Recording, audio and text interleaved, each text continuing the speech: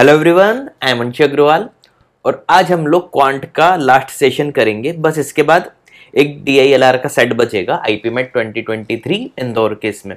तो उम्मीद है कि आपको सारे सॉल्यूशन बहुत अच्छे से समझ में आए होंगे और अब तक आप ये समझ तो गए होंगे कि टफ से टफ क्वेश्चन के बहुत ईजी सॉल्यूशन आपको कहाँ पे मिलेंगे। ठीक है, तो चलिए आज का सॉल्यूशन शुरू करते हैं। और आज मैं आपको कुछ एक ऐसी शॉर्ट ट्रिक बताऊंगा जो आपने उम्मीद है पहले कभी नहीं सुनी होंगी। हाँ, मेरे स्टूडेंट जो है उन्होंने मुझसे सुनी होंगी, है ना। बाकी लोग आज पहली बार एक शॉर्ट ट्रिक सुनोगे। ठीक है, तो चलो जल्दी शुरू करते हैं। और हाँ, शुरू करने से पहले एक दो चीज़ें और काम की। आप में से कई लोगों को हो सकता है ना पता हो, लेकिन मैंने आप ही लोगों के लिए अपने चैनल पे मोनेटाइजेशन बंद करके रखा हुआ है। ठीक है, तो इस चैनल को बहुत ज़्यादा शेयर करो, सब्सक्राइब करो, है ना। और प्लेलिस्ट पे जाओ, वहाँ पे आप कैट के, IPMET के पूरे PYQs देखो, आपको बहुत हेल्प मिलेगी। ठीक है, और हाँ, अभी तक अगर IPMET 300 नहीं लिया है तो इसकी 8 अप्रैल तक ही ऑफर चल रहा है, इसमें जल्दी से जल्दी ले लो। 9 अप्रैल से हमारा IPMET 300 चालू हो रहा है। ठीक है, तो उसकी डिटेल हमारी वेबसाइट पे जाके देख लेना, catipmet.com/IPMET300। ठीक है, चलो शुरू करते हैं। देखो, IPMET इंदौर जो होता है ना, हम लोग जबरन इसमें डरते हैं, लेकिन कई क्वेश्चन कई बार लॉजिकल पूछे जाते हैं। ठीक है, तो लॉजिकल क्वेश्चन देखते हैं कि कैसे होते हैं। जैसे कि पहला क्वेश्चन ही, अब अगर आप सोचोगे कि यार कौन से टॉपिक का है, क्या है, कैसे करेंगे, तो कभी ना कर पाओगे। लेकिन थोड़ा सा दिमाग लगाओगे तो 1 सेकंड का भी नहीं है। Like in a chess tournament, देखना, there are 5 contestant, each player plays against all the other exactly once, है ना। तो मान लो A, B, C, D और E है। हर कोई एक दूसरे से एक गेम खेलता है। ठीक है, no game result in a draw, the winner in a game point gets 1 point and loser gets 0 point. Winner को 1 पॉइंट और लूजर को 0 मिलता है। ठीक है, which of the following sequence can not be represent the score of 5 players. ठीक है, समझना ध्यान से। ए मान लो सबसे जीत गया, है ना। तो A B से भी जीत गया, C से भी जीत गया, D से भी जीत गया और E से भी जीत गया। तो A के तो 4 पॉइंट हो गए। अब देखो B जो है कम से कम A से तो हारेगा। अगर अब ये जीता भी, मैक्सिमम अगर इसकी बात करें तो C, D और E से ही जीतेगा, है ना। तो इसके मैक्सिमम पॉइंट तो 3 ही आएंगे। मतलब 4 पॉइंट्स आप दो लोगों को दे ही नहीं सकते, जो B ऑप्शन में दिख रहा था। इतना सा लॉजिक लगाना था, ACD को चेक ही नहीं करना था, तुरंत B ऑप्शन लगा के नेक्स्ट क्वेश्चन पे बढ़ जाना था। जिसे ना यूं करना था, एकदम इतनी देर का था। तो ऐसे ही बता रहा हूँ, IPMET 300 लो या हमारे वीडियो कोर्स या PYQs देख लो। मैं बहुत ऐसी ऐसी चीज़ें बताऊंगा जो आप सोचोगे कि हाँ यार, ये सब हमने सोचा ही नहीं था। कमेंट सेक्शन में बताना, है ना आप, कि आपने ऐसे किया था कि कुछ और लॉजिक था, या सारे ऑप्शन चेक किए थे, ये भी बताना, और ईमानदारी से कि सारे ऑप्शन क्या चेक किए थे आपने। सेकंड, ये क्वेश्चन तो देखो वीडियो कोर्स में भी इस टाइप का है और काफ़ी बार हम लोग कर चुके हैं। ठीक है, बोल रहा है कि which of the following statement always true. ठीक है, तो A+B अपॉन B+C दिया हुआ है is equal to C+D upon D+A दिया हुआ है। ठीक, अब ध्यान से कुछ चीज़ लिख लेते हैं। क्रॉस मल्टीप्लाई अगर मैं कर दूं, है ना, यानी इधर इसको इधर और इसको इधर ले आऊं, तो A+B upon C+D is equal to B+C upon D+A। ठीक है, +1 कर दें, सिंपल इतना तो आता ही होगा। +1 यानी हम डायरेक्ट लिख दें A+B+C+D upon C+D is equal to A+B+C+D upon D+A। ठीक है, तो देखो, या तो न्यूमरेटर 0 हो जाए तो दोनों इक्वल हो जाएंगे 0 0 के, यानी A+B+C+D इक्वल टू 0 ले लो। इसमें दिख गया और इसमें दिख गया। ठीक है, या अगर न्यूमरेटर सेम रखना है तो डिनोमिनेटर इक्वल हो जाए। तो डिनोमिनेटर इक्वल कैसे होंगे? C+D इक्वल टू किसके होगा? D+A के। D से D cancel, C is equal to क्या आ गया? A। Option B. कई लोगों ने जल्दबाजी में इसका आंसर C लगा दिया था, जो कि गलत हो गया होगा उनका। ठीक है, तो अगर दो ऑप्शन आपको सेम मिल जाए, ये भी बात मेरी ध्यान से रखना, समझना, अगर दो ऑप्शन सेम मिल जाए तो उन दोनों को आपको क्रॉस चेक करना पड़ेगा, जल्दबाजी में एक लगा के मत आ जाना। लाइक एक क्वेश्चन जो हमने कोऑर्डिनेट ज्योमेट्री का किया था, जिसमें कई लोगों ने इक्वेशन को सर्कल लगा के आ गए थे, बाद में पता चला अरे यार ये तो पॉइंट का तो क्वेश्चन था। नहीं, ये भी लास्ट ईयर का ही क्वेश्चन था। अगला देख लेते हैं,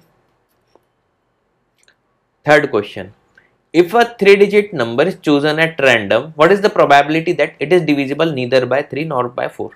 अच्छा, प्रोबेबिलिटी तो न्यूमरेटर अपॉन डिनोमिनेटर, डिनोमिनेटर में टोटल केस लेते हैं, टोटल केस तो हमें इसका पता ही कितने आएंगे 900, टोटल केस कितने आ जाएंगे 900, क्योंकि 3 डिजिट के टोटल नंबर कितने होते हैं 900।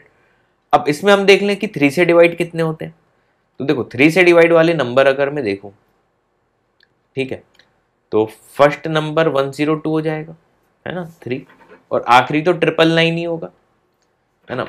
तो L is equal to A plus N minus one into D होता है, बिल्कुल बेसिक से बता रहा हूँ। तो L minus A is equal to N minus one into D, common difference तो 3 चाहिए हमें। L माइनस ए क्या हो जाएगा 897 अपॉन 3 प्लस 1, ये n की वैल्यू आ गई 300, ये 3 से डिवाइड वाले तो 300 होंगे। अब 4 से डिवाइड वाले देख लेता हूँ, तो 4 से डिवाइड वाला पहला नंबर तो 100, देन 104, ऐसे ही 1000 होता है उससे 4 कम कर देंगे तो 996, क्योंकि 1000 तो 4 डिजिट का हो जाएगा। वापस से L माइनस ए कर दूं तो L माइनस ए क्या हो जाएगा 896 अपॉन, इस बार कॉमन डिफरेंस क्या है 4, प्लस 1 कर दूंगा तो n की वैल्यू आ जाएगी, ये 4 के डिविजिबल वाले, और ये n3 ले लेता हूँ 3 के डिविजिबल, सॉल्व कर लो 225, तो 4 वाले 225 हो गए। अब माइनस कर देता हूं, जो 3 और 4 दोनों कॉमन होंगे, मतलब 12 के मल्टीपल, है ना, क्योंकि 3 में भी आया होगा और 4 में भी, तो कौन सा आया होगा, देखो 100 होता है 4 का मल्टीपल, ये तो 3 से डिवाइड नहीं हो रहा, 104 ये भी 3 से नहीं हो रहा, अगला 108 ये 3 से हो जाएगा। तो देखो सेम लॉजिक से एक सीरीज और क्या लिखनी थी मुझे 12 के मल्टीपल वाली, तो एक होगा 108, इसे 12 के मल्टीपल होते आएंगे, और एक होगा 996। अब इसमें भी L माइनस ए 888 अपॉन 12, क्योंकि 12 के मल्टीपल चाहिए, प्लस 1 कर दो, ये n जो 12 के मल्टीपल होंगे 75, तो माइनस क्या कर दूंगा 75, तो ये आ जाएगा 450 अपॉन 900, तो ये आंसर क्या हो जाएगा 1/2। ठीक है, ये एक्सप्लेनेशन में इतना टाइम लगा, लेकिन ये आप खुद से करते तो लेस देन 2 मिनट्स में आराम से कर लेते, क्योंकि 3 के मल्टीपल आप डायरेक्ट लिख लेते, है ना, और 4 के भी लिख के 12 के माइनस कर लेते। ठीक, इतना ज़्यादा टफ नहीं था। और अच्छा एक चीज़ बताऊँ आपको काम की, याद रखना, ये जो कंसेप्ट है ना, इस कंसेप्ट पे IPM इंदौर हर 1-2 साल में क्वेश्चन पूछ लेता है। इस बार प्रोबेबिलिटी के उसमें पूछ लिया, एक बार सेट थ्योरी के फॉर्म में पूछ चुका है, लेकिन ये पूछता रहता है वो। ठीक, फोर्थ क्वेश्चन, ये बहुत अच्छा क्वेश्चन है, ध्यान से देखना। ये साइन डिनोट कर रहा है ग्रेटेस्ट इंटीजर, और ये तो हमें पता ही है, लिखते चाहे नहीं लिखते वो हमें पता ही होता। अब बोल रहा है कि sum of all values of x satisfying, जो इसको कर रही हैं, तो देखो 2x इज इक्वल टू क्या दिया हुआ है x plus n into fractional part of x। Fractional part of x दिया हुआ है इन्होंने x, तो nx हो जाएगा माइनस n तो बाहर ही है, और ग्रेटेस्ट इंटीजर ऑफ x, ये 2 ग्रेटेस्ट इंटीजर ऑफ x है, तो 2 प्लस n greatest integer of x is equal to x into N plus 1।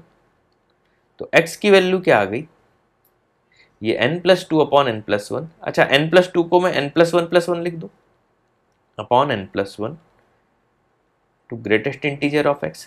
अच्छा, कई लोगों ने इसको हिट एंड ट्रायल से भी किया होगा, ये अपन बिना उसके भी कर सकते हैं आराम से। तो 1 प्लस ये इससे कैंसिल हो गया, 1 यानी greatest integer of x plus greatest integer of x upon n plus 1। अब देखो ग्रेटेस्ट इंटीजर ऑफ, ये तो पूरा फ्रैक्शनल इंटीजर पार्ट ही आ जाएगा, ये इंटीजर पार्ट ही रहेगा, और ये जब तक greatest integer of x n plus 1 से छोटा है तब तक ये पॉइंट में ही आंसर देगा, तो x की सारी वैल्यू पॉसिबल होंगी। तो x की सारी वैल्यू किस पे पॉसिबल होंगी, जब तक ग्रेटेस्ट इंटीजर ऑफ x है ना, इसके हिसाब से बात करो तो 1 रहे या 2 रहे या कहां तक रहे, n तक। ठीक है, अब इसमें sum of all possible values of x पूछा था, तो ये क्या हो जाएगा, देखो ये वैल्यू भी क्या होगी 1, तभी हो जाएगा 1/n+1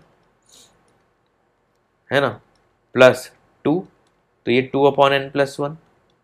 ऐसे ही ये 3 रखूंगा, 4 रखूंगा, आखिरी में मैं क्या रख सकता हूँ n, तो हो जाएगा n/n+1। ये सारी वैल्यूज x को सेटिस्फाई कर दी। अब 1 2 3 अप टू n, समीशन क्या होता है n×n+1/2 प्लस सेकेंड सीरीज में अपॉन में n+1 है, ऊपर वही 1 से लेकर n तक का समीशन n×n+1/2। इस बार इससे ये कैंसिल, तो n/2 कॉमन निकाल लेता हूं मैं, अंदर क्या बचेगा n+1+1 यानी n+2, तो n×n+2/2। ठीक है, ऑप्शन बी। कई लोग इसको ऑप्शन से भी किए होंगे है ना, 1 2 3 4 रख के, वो भी ठीक है, लेकिन ये पूरा प्रोसेस वाला मैंने आपको सॉल्यूशन बता दिया। ठीक है, अगला 5th क्वेश्चन, काफी अच्छा क्वेश्चन है। और अच्छा क्या, देखो पहले आपको डायग्राम के थ्रू समझा देता हूँ, फिर मैं इसकी शॉर्ट ट्रिक बता देता हूँ। A person standing at centre of an open ground first walk 32 metre towards east. 32 मतलब मैं बोल देता हूँ एक्स जा रहा है ईस्ट में। ठीक है, अच्छा इसमें ध्यान रखना, इसका तो मैंने अपने वीडियो कोर्स में पूरा डेरिवेशन कराया, आपको शॉर्टकट सीधे फॉर्मूला बता देता हूँ।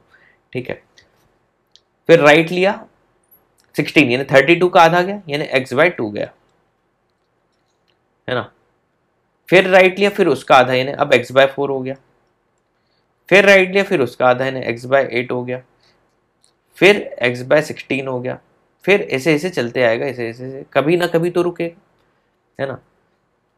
How far person from the original, अब वो बोल रहा है, क्वेश्चन में समझा रहा हूं, यहां से चालू किया था और यहां कहीं मान लो रुक जाएगा, तो ये डिस्टेंस कितनी है इन्होंने ये पूछी थी। तो इसका डेरिवेशन अगर हम करने पे आएंगे तो 1 पेज अप्रॉक्स का जाएगा, पहले एक्स डायरेक्शन में अलग देखेंगे, वाई डायरेक्शन में अलग, और जिनको इसका शॉर्टकट फॉर्मूला पता था उनके लिए क्वेश्चन 1 सेकंड का था। ठीक है, तो आंसर है शॉर्टकट, ये लिख लो 2x/√5, खत्म। और x की वैल्यू क्या लिखी थी इन्होंने 32, तो 2 × 32/√5 64/√5। ये हमारे वीडियो कोर्स में मैंने इसका डेरिवेशन भी कराया हुआ है। ठीक है, और इसी से रिलेटेड मैंने एक क्वेश्चन और बनाया था, चलो अगर अभी तक वीडियो देख रहे हो तो उम्मीद है आप उसका आंसर कमेंट सेक्शन में बताओगे। इन्होंने कहा था सिर्फ राइट राइट ले रहा है, मैं बोल रहा हूं कि पहले ये ईस्ट में गया x, फिर इसने राइट की जगह इस बार लेफ्ट लिया, फिर x/2 गया, फिर राइट लिया, यानी लेफ्ट राइट चल रहा है, फिर x/4 गया, फिर लेफ्ट लिया x/8 गया, फिर राइट लिया, आईपीएम तो चेंज भी कर सकता है ना। अब ये ऐसे चल रहा है इनफाइनाइट टाइम, तो कहीं ना कहीं जाके रुकेगा। इस बार सेम क्वेश्चन है, आपको इनिशियल पॉइंट से लेके ये रहा एंड पॉइंट, यहां तक की डिस्टेंस बतानी है। तो अगर मेरा वीडियो ये सुन रहे हो तो इस क्वेश्चन का आंसर आप बताओ मुझे कि इसमें डिस्टेंस कितनी ट्रेवल करेगा अगर इनिशियल उसने एक्स चालू किया था तो। ठीक है, कमेंट सेक्शन में आंसर बताओ, देखते हैं सही है कि गलत। तो उम्मीद है वीडियो आपको पसंद आया होगा। Thanks for watching this video.